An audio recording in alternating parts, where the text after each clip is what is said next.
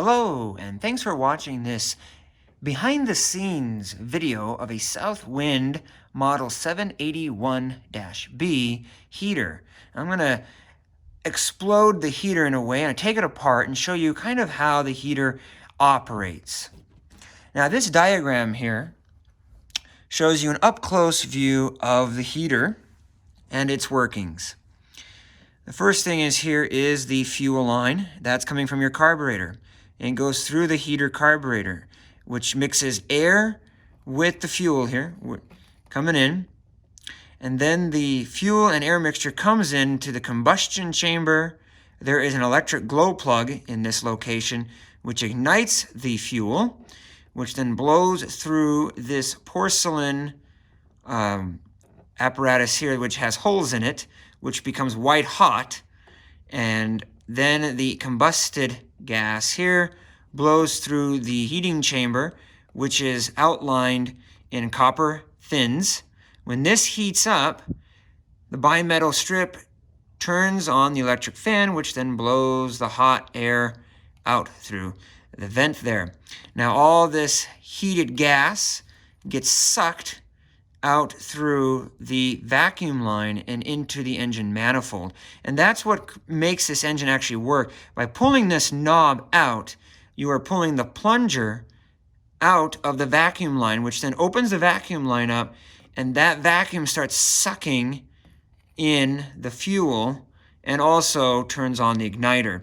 So by pulling this knob out, the plunger comes out, turns on the igniter, starts sucking that fuel in, and then the igniter ignites the fuel there. So that kind of gives you a diagram here. So now let's take a look at the heater itself. So I've already taken the screws off the back, which then reveals, I'll show you the first thing, it reveals the combustion chamber here.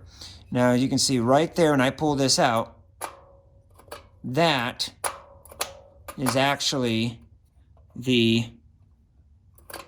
that pin right there. That is attached to the knob in the front. And that is what seals off the vacuum line or opens the vacuum line or half opens the vacuum line. So you can do a high to low. And that's your combustion chamber. So if you look kind of inside, there's your fan and there are the copper fins. And now we have the actual combustion, the heater area where the gas ignites and comes in. So right here is the heater carburetor, as they call it. Gas is coming in with an air-gas mixture already. More air is mixed in this bell housing, which then goes in this way. Back here is your heater choke. And there's a little air hole that a pin fits into, the tab up here. And then inside is a bimetal strip, and it's just barely touching the hole, which is, so it's choking the heater when it first turns on. When the heater starts to warm up down here, this will get extremely hot as it's the vacuum line / exhaust line. That bimetal strip will bend open completely, allowing all the airflow the heater will need to continue running. The top here is the glow plug. So you can unscrew this real quick. There we go. And the glow plug, very simple. The coil in there glows red hot, and that is enough to ignite the fuel. Looking down inside where the glow plug sits just in this nice little pocket here.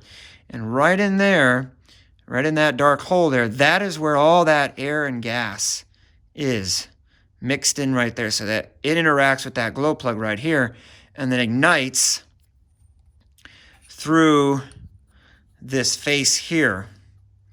So the flame, the torch, would come shooting out of this hole and these two small holes into this combustion chamber in here. If you take this out, there we go. This is also the mating surface right here where the plunger goes in from the knob to open or close your vacuum line.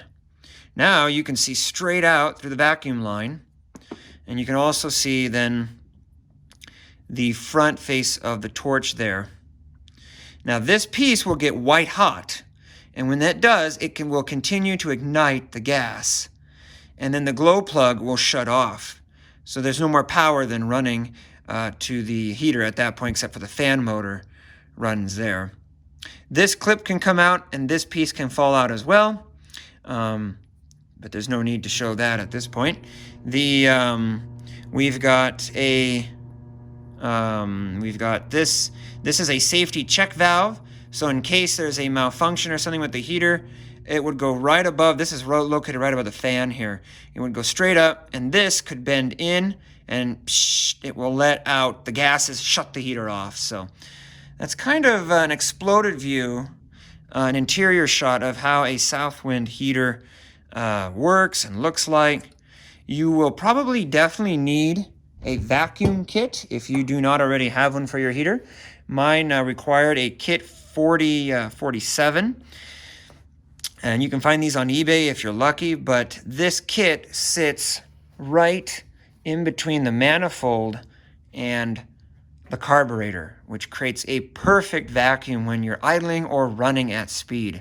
If you connect your vacuum line directly to the manifold, you will not get a good vacuum at all, even if your car is idling, and when you're running, forget it, there is no vacuum.